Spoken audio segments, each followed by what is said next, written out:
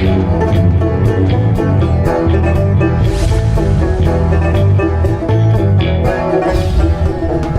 the DeadwoodJedi, this is another Raid Shadow Legends video. I'm here with Mr. OddOneGaming, Skratch Plays, and YST because we are talking about spiders in the faction games. It's the next event that'll be coming up here. We're actually recording this right before we go into the Fire Night event. As you can see behind me, I have the website up, so you guys are following along. You want to see what events have happened, who's participating, who's going to win. You can go ahead and vote which team, who has what factions in which team and which CCs are there, and where our current standings are, as well as the previous events. You'll find it all here on the website, so definitely go. We got the schedule, we got the rules, we got previous events that we've done here, so definitely go check that out. But what I'm here to do is obviously talk to these guys about Spider and how they're going about doing that. So first off, guys, thank you obviously for doing this. You cannot do these kind of events without your time and effort, and I know it is a lot, so I really appreciate that. But we've got spiders, and I know OddOne, you're rocking the which faction you rocking? Dwarven faction, right? Skratch has got the barbarian faction, and YST has the ogre faction. First question, who do you guys before we get into the discussion, who do you guys think is going to win this thing? Who's got the best chance to win? I think honestly, Skratch. With this one, right? I think basically all of the other dungeons, right, like Dragon, Fire Night, whatever that may be, there's waves involved, right? Like who's going to have the quickest wave clear, and that kind of determines like who's pretty much going to beat it in the fastest time, right? Whoever can get through the waves. But with the spiders, it's infamous for speed runs, right? Like everyone out there is trying to beat these 30-second teams, these 1-minute teams, and I think this one's going to be like the quickest discrepancy between every team that we're going to see from all of the tournaments. Personally, Interesting. So it'll be like very 10 seconds, 5 seconds. I think that's going to be like the determining factor on who wins. I don't think it's going to be widespread. What? I'm hoping to finish this. Hoping to beat the dungeon. Maybe I'm wrong then, but it's different because, like you said, it's definitely it's infamous for being good with tech. You can do speed runs on it, but most of the time you have to have specific champions, do specific roles that synergize well together. And honestly, there's very few factions that you can say like, okay, I can do this with only one faction, let alone with having epics or under. So it's I'm expecting to see some like even 1-2 minute difference at times or stuff. Oh, really? I'm just looking at mine and I'm like, I don't know what to say. I haven't tested it yet. Like I'm still waiting to get the Fire Night. Hopefully I finish that and then gonna get testing. But it's slim pickings. That's all I'm gonna say.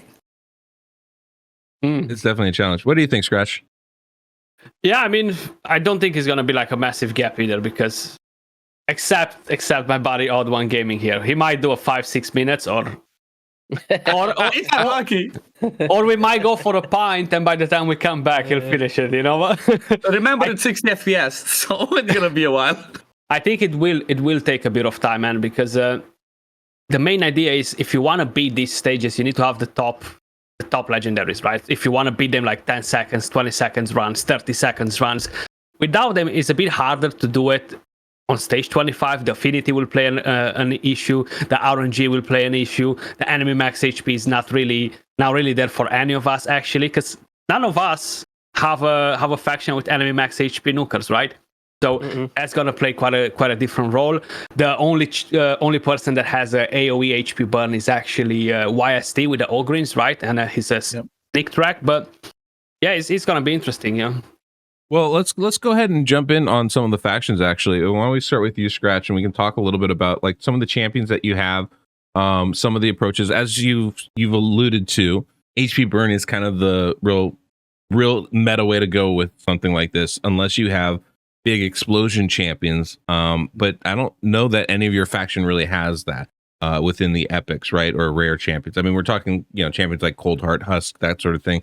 I don't feel like that's going to be available for you guys. Royal Guard would be an option. But so it seems like the better option is just going HP burn, trying to get that out. So with yours, I know there's a pretty common combination. Are you going to be probably focusing on that, or do you have some surprises up your sleeve here with the barbarian faction? I mean, depending what the common combination might be, but I might focus on that so-called common combination. It's definitely gonna involve a Harken, right? Like you must do it. It's kind of like a no-brainer. If no, you're gonna be like messed up. It's gonna take you forever. You might not even finish it. You know, you gotta look for heal reduction, which again is not gonna work. So yeah, I gotta use it. You know? Yeah. Harken obviously is really good because she has that debuff spread, so you can place HP burn on one champion and then spread it to all the enemies, and extends the duration of it too. So it's very effective.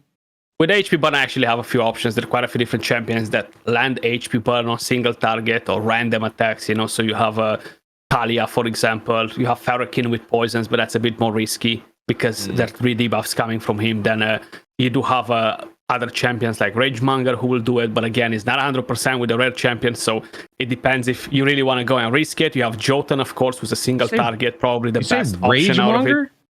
Oh, that threw me off there. But it's not 100%, yeah. Yeah, it's just like what is it? 55%, mastery 60%. So you're risking it basically, you know. Jotun's mad for it because that duration's insane, right? Yeah, and Harkening is increasing it, but that's not going to be necessarily the issue because you know how it goes. Either you're killing the waves, either the boss will actually devour them. So it's one or the other. They're not going to actually stay for 4 turns alive or anything like that, you know. Right. Well, I mean, it seems like you got at least some decent starting spots, and then becomes filling out the rest of the team. Are there any like champions that you feel are, you know, a little bit underrated for this, or, you know, some surprises that you've been testing as far as like seeing, you know, good combinations to fill around your HP burn and Harken combination?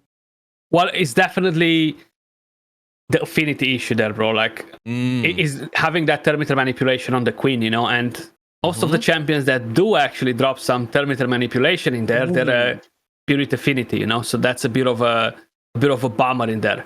You don't wanna go too crazy either with too many weak affinity champions, because then you're creating a lot of RNG, and if you're dropping the run, it's not gonna be good for you after, you know.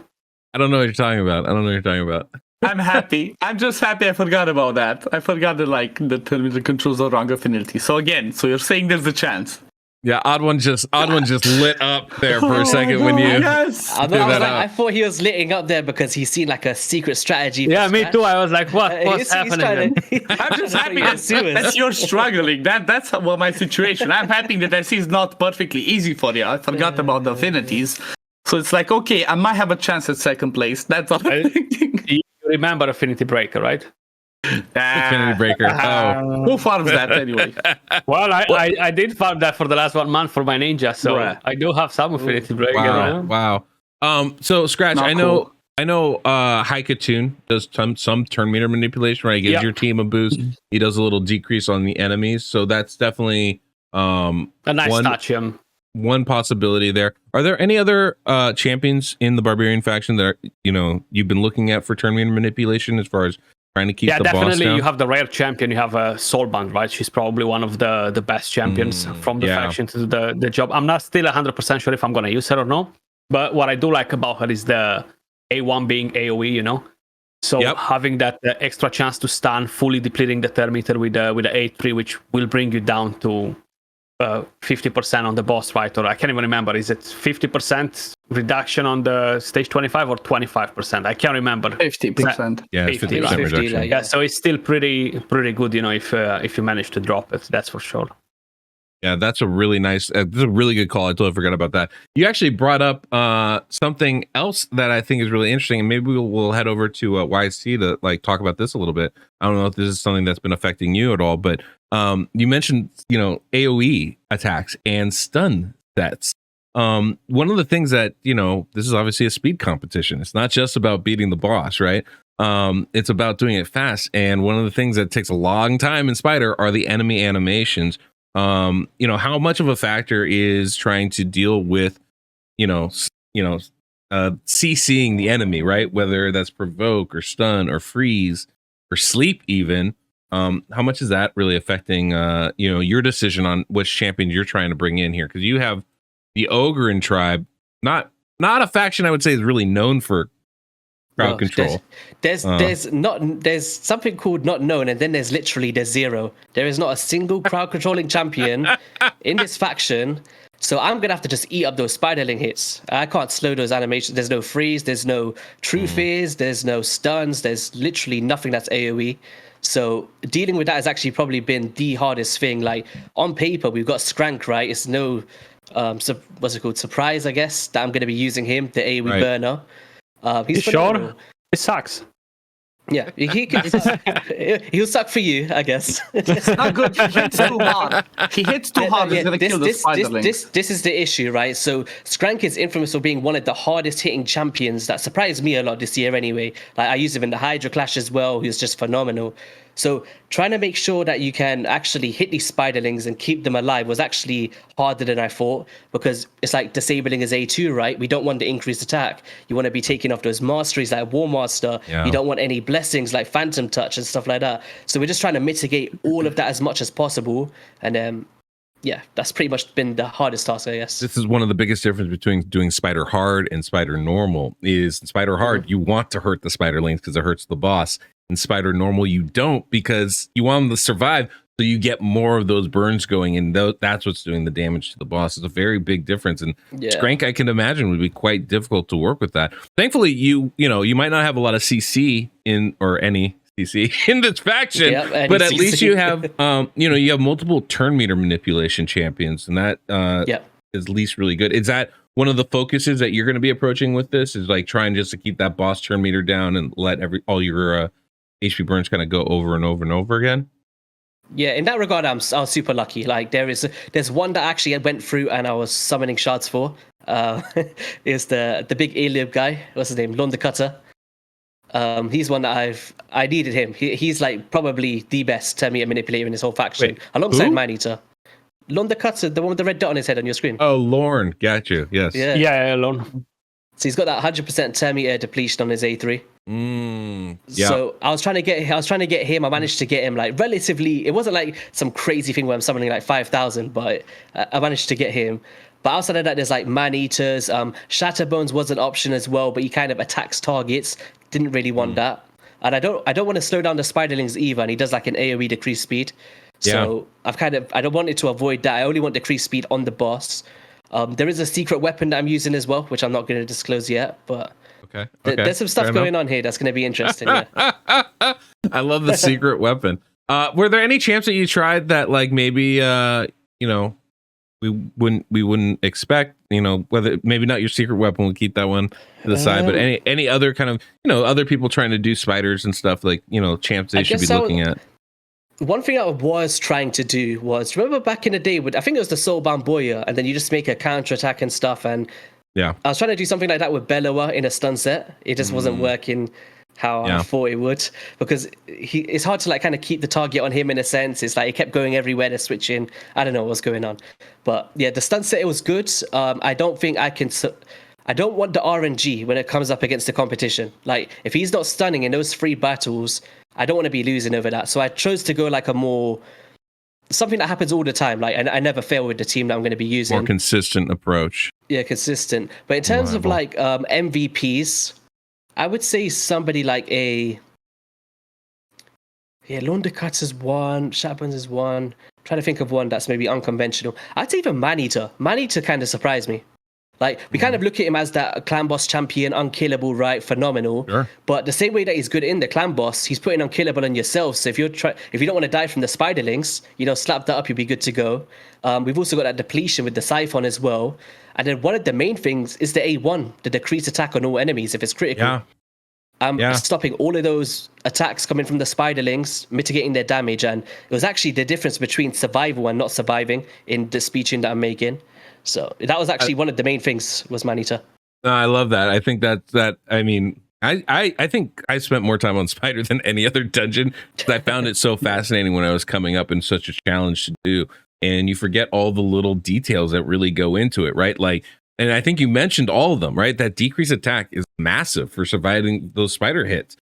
Things like Maneater, it's not just about the turn meter reduction, which is amazing, but it's also about the unkillable. It's about the block debuffs, because the poisons from the spiderlings are more dangerous even than the spiderling damage themselves. So having to deal with all those little things, making sure the Terminator isn't affecting the spiderlings, just the Spider Queen, is a real challenge, but also kind of important. So all that stuff, I totally. Without Unkillable, the team that I've made would not work. There's no chance. Those spiders are coming. You've seen like the second Harry Potter movie when you're in the forest and all the spiders are coming from everywhere. I remember that. I felt like Harry right there, just getting attacked, man. But yeah, that was basically. So yeah, the Man Eater was like, he's the pinnacle, I would say, and then everyone else is the complement. That's fair. Wow, that's interesting. I used to use Man Eater when I first did Spider 20. Man Eater was crucial to my team. I was like manualing where his hits would go. Back in the day, for anyone that doesn't know the struggle from back then, right? When I was trying to get my Arbiter like 3-4 years ago now, I was using Harvest Jack to like true fade the spiders and stuff. It was a shambles, man. Brutal. Yeah. Well, OddOne, obviously, you've got, I think on paper, probably the hardest faction to deal with this boss, right? But I don't think he does. I mean, well, you also have the dwarves, and like as far as like options and variety of champions, I don't know that there's a faction that really has a better slate of champions to pick from. But it's about this specific dungeon. So, it's what's your plan going in here? It's definitely the same thing as we said like the previous time with Fire Knight. When we talked about it, it's like, it's an amazing faction. It has a great variety for any area of the game. Like you can do everything. But if we're talking about specifically one, like Spider, especially in this instance, it's hard because there's no AoE HP burn. There's no debuff spread, or at least I haven't, like none that I can think of. I haven't tested anything, not gonna lie. So basically what I'm gonna say now is theory crafting and spitballing, but I think my only approach with this one is gonna be the opposite of what the other two contestants will do. And that's gonna be me actually getting hit. So I can do damage to the spider because I don't have AoE HP burn. So my best bet will be to rely on Geomancer and his passive. That's like my secret weapon. That's what I'm gonna have to try. So put that HP burn, and then the passive, I'm just gonna have to let the spiderlings keep hitting me, have somebody that tanks those hits, and hope for RNG that the passive procs and the spiderling dies. So I might have to do a case of like why not 3, why not 2, why not 4? Depends of like what I'm gonna use, because otherwise. You cannot do as much damage to the spiderling to just kill it with raw damage either. There's not the play.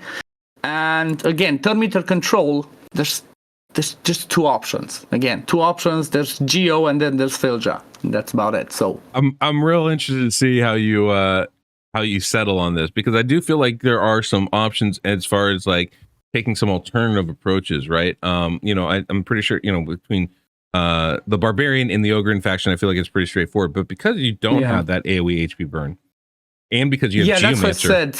Who's unique. I'm gonna test. I'm gonna test two approaches: either the Geomancer route, or I'm just gonna try to start hitting the spider, see how hard I can hit it. But at the same time, if they want to go to hard, I can do stage 1 hard. I would not mind that. If I would even go to stage 10 hard. I'm fine to do stage 10 hard. If you guys are okay with that, I would not mind. It's hard that I'm fine. Just let me kill those damn spiderlings. Fascinating. But yeah, it's gonna be interesting. It's definitely. I have a few ideas. That's what I'm gonna do most of the day. I think today, because the collab should go live on Wednesday. But yeah, some ideas I'm gonna test. I'm just hoping to finish it, like finish my one of the 3 runs, and hope to not go over 5 minutes, and then I'll be happy. I guess one of the things that's kind of good from your faction is that maybe me and Skratch don't have. Maybe he does have one. Maybe it's actually the implementation of revivers. I think having a reviver in there, like someone like Melga Steel Girdle, is actually pretty powerful for like consistency. Like if you feel like someone's dropping sometimes, or you need that bit of protection, she's gonna come through with a big 10-meter boost as well. She's got shields, continuous heals, and stuff like. That can actually be like the difference between like winning and losing sometimes, right? Yeah, not sure I would want to go that approach. I also want to I want to keep in mind also the fact that the dwarves are the slowest moving in the whole from all the factions. So I'm going to try to avoid people that run up to the boss, smack the boss, come back. I'm going to just try and avoid that. I'm actually, I'm not going to lie, I'm looking for people that do like AoE hits or range hits. So that's why, the Geo comes in again. So yeah, interesting. I think there's definitely some interesting champions in here, right? Like somebody I would be, if I were doing this just theory crafting wise, I'd be looking at like someone like Fodbor, right? Who's got a lot of, even though it's single target. Oh, maybe not. I thought he had not good enough. turn meter and speed. Well, never mind. I wouldn't look at him. No. Definitely I was wouldn't even look at him. looking at YST's favorite. I was looking at Cornelia. I'm like, I was oh my thinking god, this could be Cornelia might be amazing. some interesting stuff, right? But it's not. If I had an AoE HP burn, she would have been straight up in the team because she puts that sleep on the A2 AoE, then that one falls off and turns into a fear. So that helps, maybe reduce them turns. But because I don't have the AoE HP burn, I cannot go that route. I need the Spiderlings to come hit me so that I can proc the passive of Geo. Yeah, she kind of stops your strategy pretty much. So I have to avoid stun sets. I basically have to tank. I have to tank the Spiderlings, make sure I go, high resist, lifesteal, healing, something, not do too much damage to the Spiderlings because I need them to keep hitting me so I do damage to the main boss. So yeah, it's gonna be interesting testing. That's all I'm gonna say. Fascinating. Well, I'm really excited to see what, how you go about doing that. But it could be rough. But I feel like you got, I don't know, there's options there. It's just about trying to find the synergy to make it like actually into a cohesive team. I think that's really the challenge, especially when it comes to this boss as opposed to some of the other ones. It's not just dealing with waves like YST said. It's going through it all. That's definitely a little bit interesting. Let's just talk like a little bit more generally about the draft itself. Because obviously we haven't done this for a year, so I'm kind of curious as to what you guys thought. As far as like how it went, how balanced do you feel like? You feel like the teams are pretty balanced this time around? I feel like we did a pretty decent job of that. We've got, Paya, Chorizo, and Chips, 2 Celts, 1 Roman, and OddOneGaming. It feels like everybody's kind of has their strengths and their weaknesses across the boards here. Right now, this is before the the Fire Night event. So right now, 2 Celts, 1 Roman is slightly in front. OddOneGaming, and then Paya, Chorizo, and Chips kind of pulling up the rear here, but we're only 2 events in at the time of this recording. I'm interested to see how do you guys feel about the teams, the balance? Do you guys feel like somebody's going to run away with this thing, or everybody kind of feel like you still have a chance in it? I think there's one, I would say everyone would choose above the rest, and it kind of was shown in the poll system as well. I think the 2 Celts, 1 Roman is a bit above everyone else in terms of gear. The minds in all places. Saf is the spreadsheet guru, is super theory crafting everything, right? And then Skratch is the best arena player that I know anyway. And just teams in general. And then you got Nubs that is kind of on the theory crafting side as well. So I think that's probably the favorite to win. Yeah, Nub has RNGesus, so I think got RNGesus with him. It does, bro. It's unbelievable. This he time has RNGesus with him. It's insane. I think that Ice Golem competition was whoa, what is going on, man? That was crazy. It was. It reminded me of Hydra. It's like I've seen it all over again. I was like, yes, this time around at least he's on my side. It's exactly like that. Yeah, for sure. Well, I think it's really interesting. Were there any how do you guys feel about the factions you've chosen? Would you switch factions if you could do it over again? Or is there any reticence with what you've got? OddOne's nodding. Yeah, I would. Because when we pulled, like I said, and people that watch the draft know that I was just wait, let me see, wait. We're talking about in the back, and okay, who's gonna do what? Because we had to go around certain schedules. So I was like, do I take this? Do I not? Because we're gonna swap. I was gonna take the Sacred Order and give something else to MTGJedi. But I think in the end, I would have definitely swapped. I would have definitely not picked the dwarves. Thinking about this, I would have maybe gone with the High Elves instead. I feel like High Elves would have been a bit better for Spider and Fire Knight, and maybe even just give this for the Ice Golem and Hydra, and then just me take Sacred Order for the Fire Knight and Spider. I think that should have been the best play. So pressure interesting. Got me. I mean, because everybody thinks Dwarves is just this awesome faction, right? With these amazing champions, which I think is true. But it's really interesting how just by themselves, there's this huge, what they have to do with limitations. it. That's the thing. If I would have done maybe if I did Dragon and Ice Golem, might have been different or something else. They might have been stronger there. But at least from my point of view, at least the dwarves, the worst ones, the worst of the 6 are the Fire Knight and Spider. And I got those. I'm like, you know what? Let's do it. Come on. I'll find a way. Where there's the will, there's the way. But yeah, I would have definitely swapped to something else. That's for sure. If I could. Interesting. Skratch, how are you finding Barbarian? I was a little surprised that was your pick, to be honest. Was it? That was definitely top 3 for the factions for me. Barbarians, yeah. Like Same. Yeah, go on, expound. I kind of looked at the Sacred Order like everybody else did, right? And then we had the Dark Elves as well. So I kind of like, okay, I'm gonna do Arena, I'm gonna do something else, right? So it doesn't matter what the other one will be. Sacred Order covers you for quite a few different things, including Spider, right? Then you have the Dark Elves that covers you for the Dragon like no other, you know? So I was like, yeah, I'll be fine, flexible a bit as well, you know? But then we had the Snake Draft, right? And then these guys, they picked up all the freaking factions in the game. They left us with the other ones. So yeah, I had to go with my top 3 pick, and that was Barbarians, because good damage for Arena. I have Revivers. I have pretty much what I need. Terminator Manipulation, right? So it's not an issue. Rather than picking something else, you know, like Shadowkins are good too, but then they're kind of like limiting me on the other side of the content, you know? Right. So right, I was right. like, yeah. That's interesting. Yeah, but I think I'm really excited to see the Barbarian faction in action. You know, I've never really thought of them as a very strong epic faction. But I'm real excited to see. I mean, if anybody can turn them into something good, it's going to be you. So I'm really interested to see how that ends up turning out. YST, you obviously, I mean, I think everybody kind of felt like Ogryn was actually one of the stronger factions for this. They have rather weak legendaries, but really strong epics. So definitely a great pick for you. Maybe instead of like, would you have chosen a different faction? You can talk a little bit, like, were there any surprises picked in the draft itself that you weren't expecting? What? Like, I didn't choose the Ogrins for me. I'm not sure if anyone knew that. I generally didn't. It's like that orc situation again. So basically, because we chose it for Senda, right? And then because he was initially going to be doing Spider, and then we realized that he didn't have a Skrank, and then we were like, he can't do Spider. So I basically took this, and then that's where he went to choose the Lizardman afterwards, because he was just like, oh, what's the next best thing? And he kind of felt like that was the one, right? So. Sure.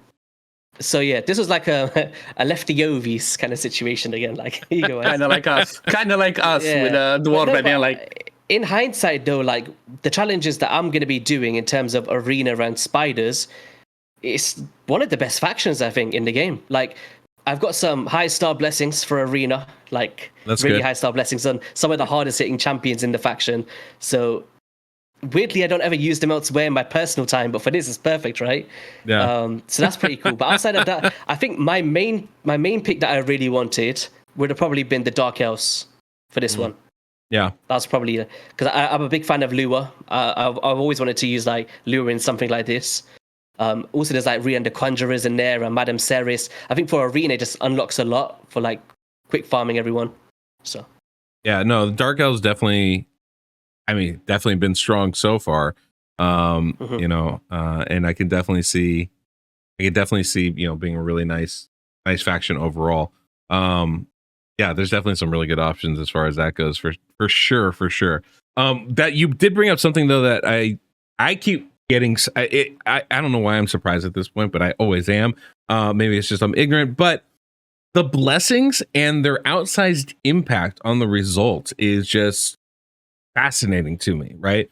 You know, I feel like the game is almost moving from you know, collect all the champions because that's what you need, to collect all the blessings because that's really what you need to supercharge these champions. How are you guys feeling as far as the blessings you're using? Are there any that you are finding that are like, this is going to be really good for Fire Knight or for Spider, excuse me? You know, or is it like, you know, these are useless here? We gotta save it for the other. Spider is stages. Useless. Apart from the single targets, like maybe some Phantom Touch or some extra RNG or Cruelty or whatever. But if you don't want to kill the Spiderlings, you need to take that off. Like whoever's doing AoE, take everything off. So I've been, because they didn't even let me just remove a blessing. You have to literally change it. So I was looking at it and I was like, which one actually does nothing? So I've never been in that situation where I'm like, which is the worst one here? So that is nice. I have been farming the Iron Twins and buying Soulstones ever since we knew about this. I did not get even 1 star for any of the champions in my team. None. Nothing. I even got a 5-star of the mythical Looperfang. Did you? The big one. Yeah, I got a 5-star for her. but nothing, not even 1 star for my dwarves. So I'm like, yeah, I have a 1 star and a 3 star, and that's about it. So good luck. Fantastic. Fantastic. Yeah, it's fine. Who needs them? They just give more player power anyway. So let me throw my gear in there. That player power. Oh my god, I forgot about that. That thing. I was struggling. I was in a team. I was like, yo, this team's looking juicy, man. I'm winning this thing. And then I looked at my player power. It was like 360. I was like, oh damn. I had to take I had to take on like 65k. I was like, oh damn, this team ain't no good anymore, man. Yeah, it can be a struggle. It can be a little bit of headache, but. You know what? It's gonna be fun. I'm definitely that's the way that I see this one with spiders, because I know there's no obvious thing. There's no this is the right way to do it. I'm just gonna have fun with it. So I'm hoping to have fun. I'm praying at least maybe I get lucky and get 2nd place. Maybe not. If not, I'm just gonna have fun. And that's showing. I'm gonna show people different ways of doing it. I guess. Are you planning to use Stranda for that 2nd place or what? Of course. I did not want to give away my AoE HP burner, but you got me now. You got me. If I keep her at 50, she counts as an epic, right? Yeah, I guess so. Yeah, just take a marker and change the color. Exactly. Just like make it all purple around, and we're good. Well, that's perfect, guys. Well, I don't want to keep you here too much any longer. Really, I think we're gonna cut it off there. You guys kind of went through everything, and I really appreciate it. One, I really appreciate you guys taking the time to get together and do this collab, but obviously to do the event as a whole, it is a big time commitment. I know that. I don't know how much the audience does, but I really appreciate it. So thank you guys for being a part of this. I keep saying this, but it's true. We couldn't do this without you guys. So thank you so much for that. Guys, make sure to follow them. I'm gonna have all their, I'll have their YouTube. Links down below in the pinned comment and the description of this video, as in all the videos, and you can always find them on the website too. So if you are looking and trying to figure out who are these people, we actually have them all up here, so you can click on their names and it'll come up with all their their Twitter, their YouTube, all that fun stuff, so you can check them out and go follow them on their social media stuff. But yeah, thanks again, guys, for being a part of this. Thank you guys for watching. We'll see you guys by the time this video goes out. We'll see you tomorrow. For spiders, it's going to be on Thursday, 5 p.m. UTC. All the events are at 5 p.m. UTC, which makes it really easy to follow. But you can always check out the website for the schedule itself if that's what you want to. You're trying to figure out what's going on when. But yeah, thanks a lot, guys. And until next we meet, the Deadwood Jedi.